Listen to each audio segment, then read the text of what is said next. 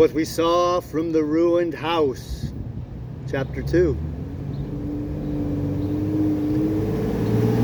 After eating, we crept back to the scullery, and there I must have dozed again, for when presently I looked round, I was alone. The thudding vibration continued with wearisome persistence. I whispered for the curate several times, and at last felt my way to the door of the kitchen. It was still daylight, and I perceived him across the room, lying against the triangular hole that looked out upon the Martians. His shoulders were hunched so that his head was hidden from me. I could hear a number of noises almost like those in an engine shed, and the place rocked with that beating thud. Through the aperture in the wall, I could see the top of a tree touched with gold and the warm blue of a tranquil evening sky. For a minute or so I remained watching the curate, and then I advanced, crouching and stepping with extreme care amid the broken crockery that littered the floor. I touched the curate's leg, and he started so violently that a mass of plaster went sliding down outside and fell with a loud impact. I gripped his arm, fearing he might cry out, and for a long time we crouched motionless. Then I turned to see how much of our rampart remained. The detachment of the plaster had left a vertical slit open in the debris, and by raising myself cautiously across a beam, I was able to see out of this gap into what had been overnight a quiet suburban roadway. Vast, indeed, was the change that we beheld. The fifth cylinder must have fallen right into the midst of the house we had first visited. The building had vanished, completely smashed, pulverized, and dispersed by the blow. The cylinder lay now far beneath the original foundations, deep in a hole already vastly larger than the pit I had looked into at Woking. The earth all round it had splashed under that tremendous impact. Splashed is the only word, and lay in heaped piles that hid the masses of the adjacent houses. It had behaved exactly like mud under the violent blow of a hammer. Our house had collapsed backward. The front portion, even on the ground floor, had been destroyed completely. By a chance, the kitchen and scullery had escaped, and stood buried now under soil and ruins, closed in by tons of earth on every side, save towards the cylinder. Over that aspect we hung now on the very edge of the great circular pit the Martians were engaged in making. The heavy beating sound was evidently just behind us, and ever and again a bright green vapor drove up like a veil across our peephole. The cylinder was already opened in the center of the pit, and on the farther edge of the pit, amid the smashed gravel-heaped shrubbery, one of the great fighting machines deserted by its occupant stood stiff and tall against the evening sky. At first, I scarcely noticed the pit and the cylinder, although it had been convenient to describe them first on account of the extraordinary glittering mechanism I saw busy in the excavation, and on account of the strange creatures that were crawling slowly and painfully across the heaped mold near it. The mechanism it certainly was that held my attention first. It was one of those complicated fabrics that have since been called handling machines, and the study of which had already given such an enormous impetus to terrestrial invention. As it dawned upon me, it presented a sort of metallic spider with 5 jointed, agile legs and with an extraordinary number of jointed levers, bars, and reaching and clutching tentacles about its body. Most of its arms were retracted, but with 3 long tentacles, it was fishing out a number of rods, plates, and bars, which lined the covering and apparently strengthened the walls of the cylinder. These, as it extracted them, were lifted out and deposited upon a level surface of earth behind it. Its motion was so swift, complex, and perfect that at first I did not see it as a machine, in spite of its metallic glitter.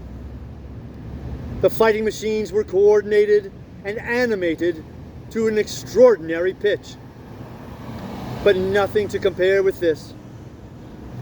People who have never seen these structures and have only the ill-imagined efforts of artists or the imperfect descriptions of such eyewitnesses as myself to go upon, scarcely realize that living quality.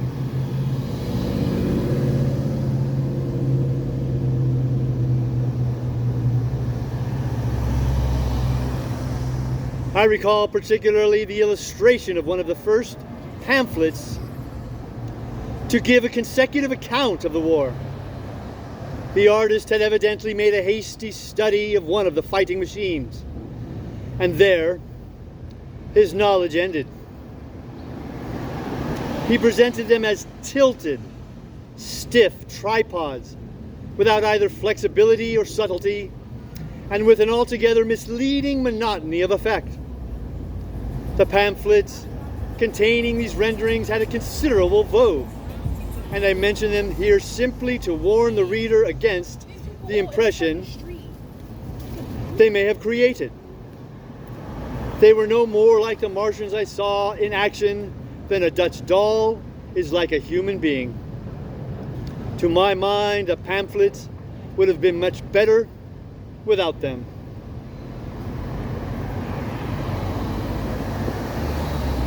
And I have some rain coming down. Let's see how long we can do this.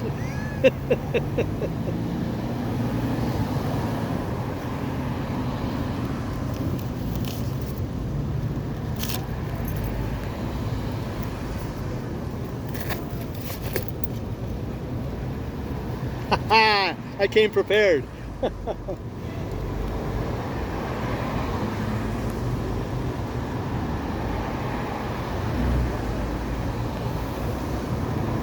At first, I say, the handling machine did not impress me as a machine, but as a crab-like creature with a glittering integument.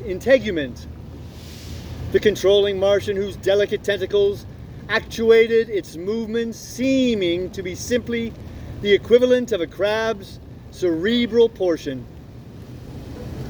But then I perceived the resemblance of its gray-brown, shiny, leathery integument to that of the other sprawling bodies beyond, and the true nature of this dexterous workman dawned upon me.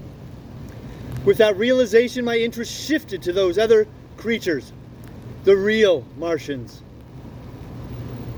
Already I had a transient impression of these, and the first nausea no longer obscured my observation. Moreover, I was concealed and motionless and under no urgency of action. They were, I now saw, the most unearthly creatures it is possible to conceive. They were huge, round bodies, or rather heads, about 4 feet in diameter, each body having in front of it a face. This face had no nostrils. Indeed, the Martians do not seem to have had any sense of smell, but it had a pair of very large, dark-colored eyes, and just beneath this, a kind of fleshy beak. In the back of this head or body, I scarcely know how to speak of it. was the single tight tympanic surface since known to be anatomically an ear. Though it must have been almost useless in our dense air. In a group round the mouth were 16 slender, almost whip-like tentacles, arranged in 2 bunches of 8 each. These bunches have since been named rather aptly.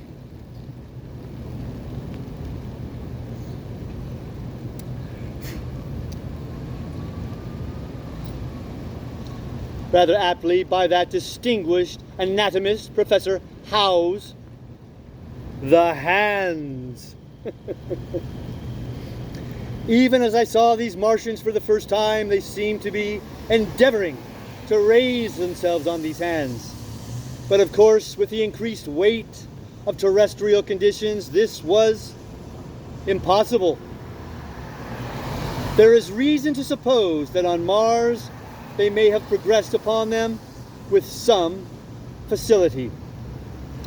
The internal anatomy, I may remark here, as dissection has since shown, was almost equally simple.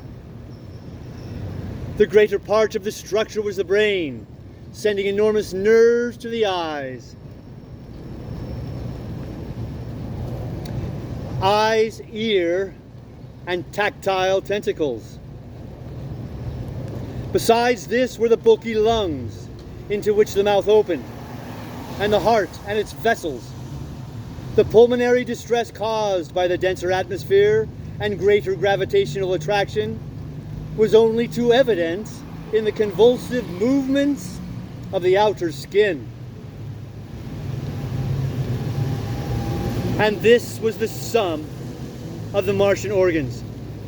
Strange as it may seem to a human being, all the complex apparatus of digestion, which makes up the bulk of our bodies, did not exist in the Martians. They were heads, merely heads. Let's see how long this can continue.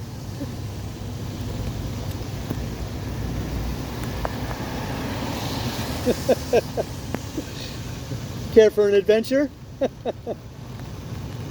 Merely heads. Entrails they had none. They did not eat, much less digest.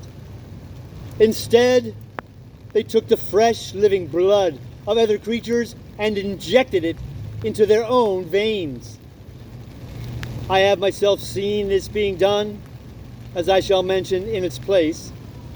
But squeamish as I may seem, I cannot bring myself to describe what I could not endure even to continue watching.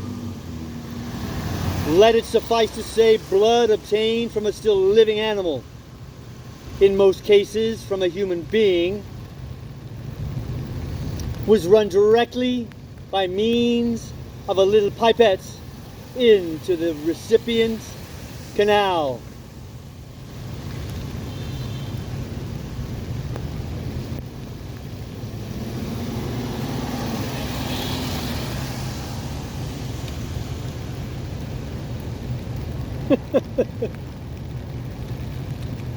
The bare idea of this is no doubt horribly repulsive to us, but at the same time I think that we should remember how repulsive our carnivorous habits would seem to an intelligent rabbit.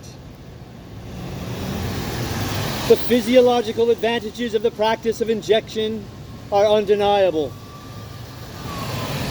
If one thinks of the tremendous waste of human time and energy occasioned by eating and the digestive process.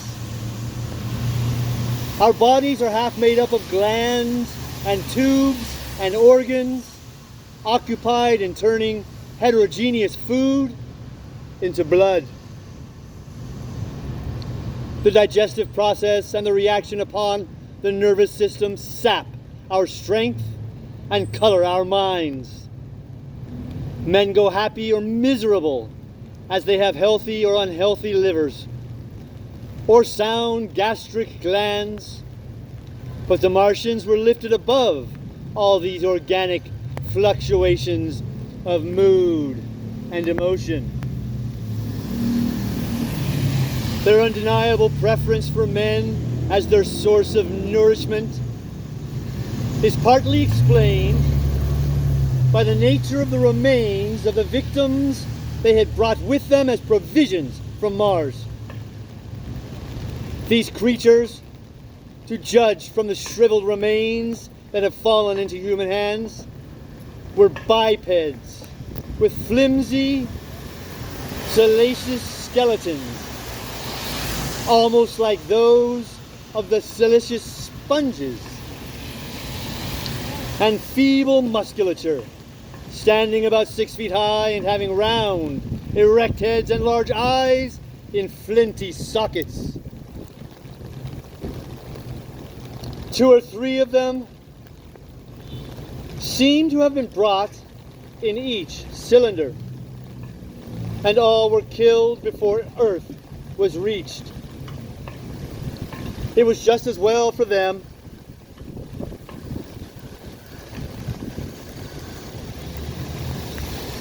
The mere attempt to stand upright on our planet would have broken every bone in their bodies.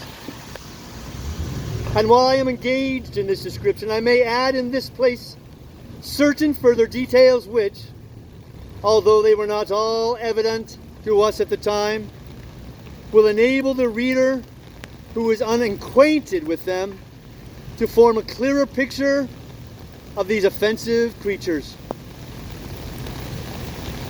In 3 other points, their physiology differed strangely from ours. Their organisms did not sleep any more than the heart of man sleeps. Since they had no extensive muscular mechanism to recuperate, that periodical extinction was unknown to them. They had little or no sense of fatigue, it would seem. On Earth, they could never have moved without effort. Yet even to the last they kept in action. At 24 hours, they did 24 hours of work, as even on Earth is perhaps the case with the ants. In the next place, wonderful as it seems in a sexual world, the Martians were absolutely without sex, and therefore without any of the tumultuous emotions that arise from that difference among men. A young Martian, there can now be no dispute, was really born upon Earth during the war.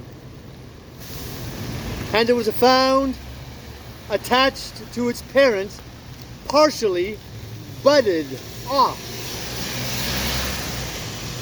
Just as young lily bulbs bud off, or like the young animals in the freshwater polyp. In man and all the higher terrestrial animals, such a method of increase has disappeared. But even on this earth, it was certainly the primitive method. Among the lower animals, up even to those first cousins of the vertebrated animals, the tunicates, the 2 processes occur side by side. But finally, the sexual method superseded its competitor altogether. On Mars, however, just the reverse has apparently been the case. It is worthy of remark that a certain speculative writer of quasi-scientific repute, writing long before the Martian invasion, did forecast for man a final structure, not unlike the actual Martian condition. His prophecy, I remember, appeared in November or December 1893. in a long defunct publication, the Pall Mall Budget. And I recall a caricature of it in a pre-Martian periodical called Punch. He pointed out, writing in a foolish, facetious tone, that the perfection of mechanical appliances must ultimately supersede limbs. The perfection of mechanical devices, digestion, that such organs as hair, external nose, teeth, ears, and chin were no longer essential parts of the human being, and that the tendency of natural selection would lie in the direction of their steady diminution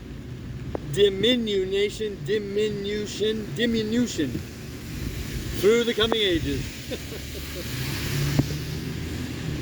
The brain alone remained a cardinal necessity.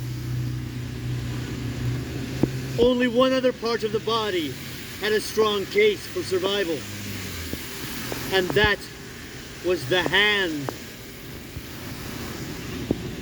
Teacher and agent of the brain. While the rest of the body dwindled, the hand would grow larger.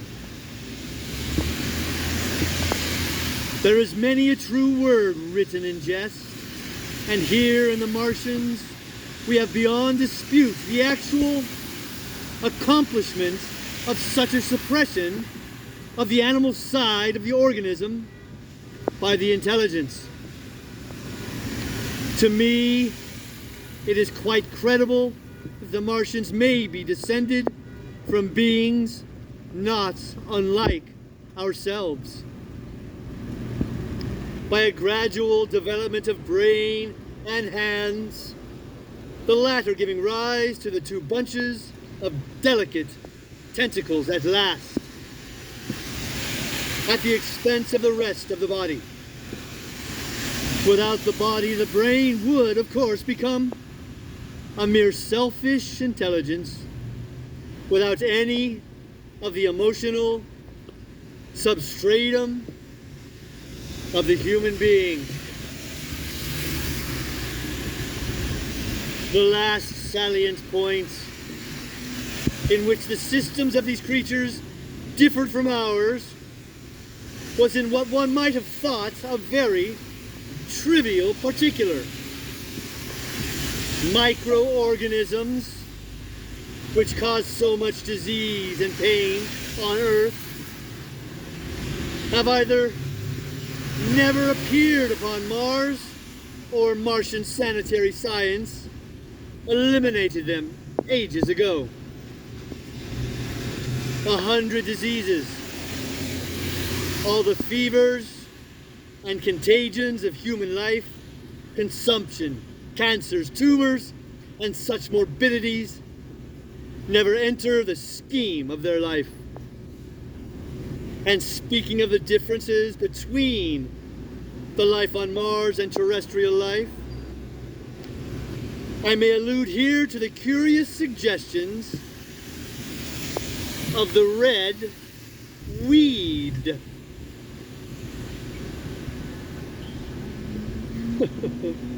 Apparently, the vegetable kingdom in Mars, instead of having green for a dominant color, is of a vivid blood red tint.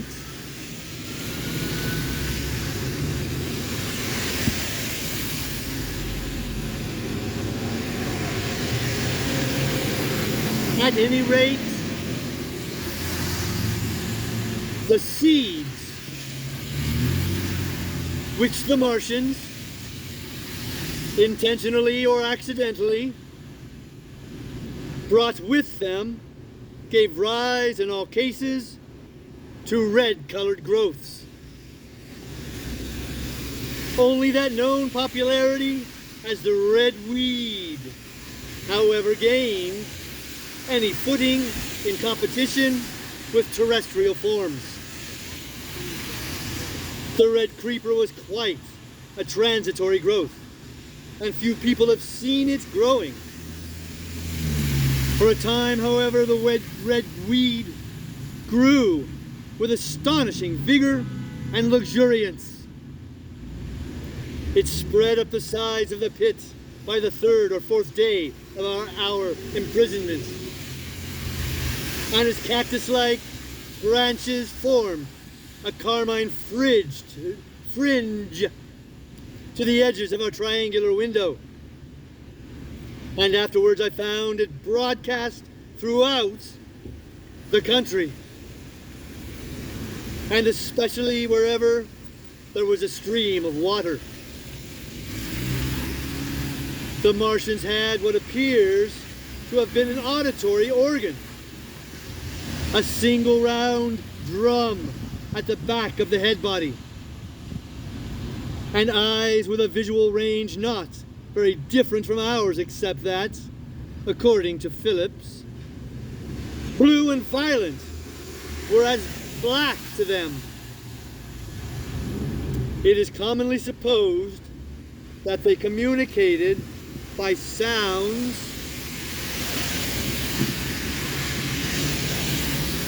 and tentacular gesticulations.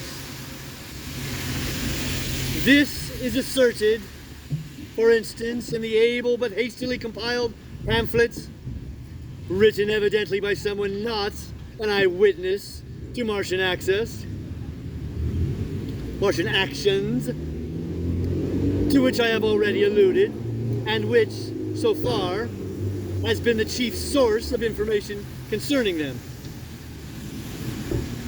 Now, no surviving human being saw so much of the Martians in action as I did. I take no credit to myself for an accident, but the fact is so. And I assert that I watched them closely, time after time, and that I have seen 4, 5, and once 6 of them sluggishly performing the most elaborately complicated operations together without either sound or gesture. Their peculiar hooting invariably preceded feeding. It had no modulation and was, I believe, in no sense a signal, but merely the expiration of air preparatory to the suctional operation. I have a certain claim to at least an elementary knowledge of psychology, and in this manner I am convinced, as firmly as I am convinced of anything, that the Martians interchanged thoughts without any physical intermediation. And I have been convinced of this in spite of strong preconceptions.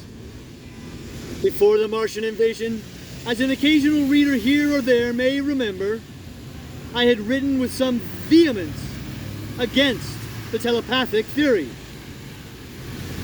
The Martians wore no clothing. Their conceptions of ornament and decorum were necessarily different from ours. And not only were they evidently much less sensible of changes of temperature than we are, but changes of temperature do not seem to have affected their health at all seriously. Yet though they wore no clothing, it was as in the other artificial additions to their bodily resources that their great superiority over man lay. We men, with our bicycles and road skates, our Lilienthal soaring machines, our guns and sticks and so forth, are just in the beginning of the evolution that the Martians have worked out. They have become practically mere brains.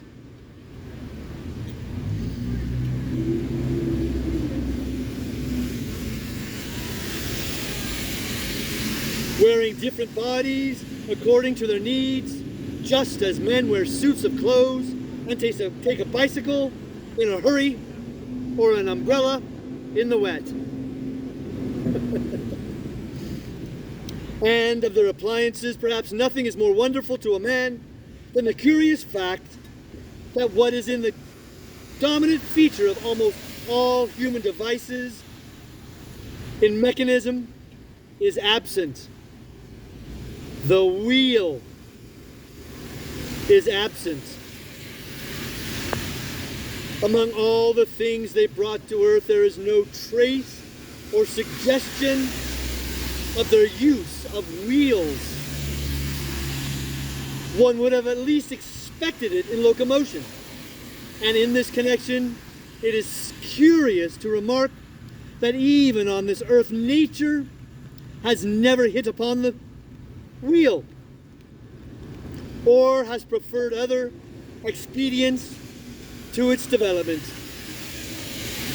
And not only did the Martians either not know, which is incredible, or abstain from the wheel, but in their apparatus, singularly little use is made of the fixed pivot, or relatively fixed pivot, with circular motions thereabout confined to one plane. Almost all the joints of the machinery present possess a complicated system of sliding parts, moving over small but beautifully curved friction bearings. And while upon this matter of detail, it is remarkable that the long leverages of their machines are in most cases actuated by a sort of sham musculature of the discs in an elastic sheath. These discs become polarized and drawn closely and powerfully together when traversed by a current of electricity. In this way, the curious parallelism to animal motions, which was so striking and disturbing to the human beholder, was attained. Such quasi-muscles abounded in the crab-like handling machine which, on my first peeping out of the slit, I watched unpacking the cylinder. It seemed infinitely more alive than the actual Martians lying beyond it in the sunset light, panting, stirring, ineffectual tentacles and moving feebly after their vast journey across space. While I was still watching their sluggish motions in the sunlight and noting each strange detail of their form, the curate reminded me of his presence by pulling violently at my arm. I turned to a scowling face and silent, eloquent lips. He wanted the slit, which permitted only one of us to peep through, and so I had to forego watching them for a time while he enjoyed that privilege. When I looked again, the busy handling machine had already put together several of the pieces of apparatus. It had taken out of the cylinder into a shape having an unmistakable likeness to its own.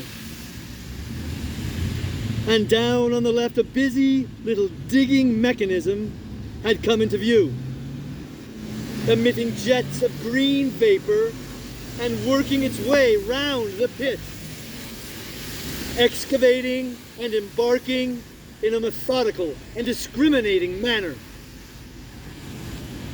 This it was which had caused the regular beating noise and the rhythmic shock that had kept our ruinous refuge quivering. It piped and whistled as it worked.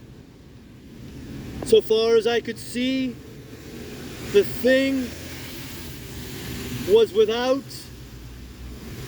Martian, without a directing Martian at all.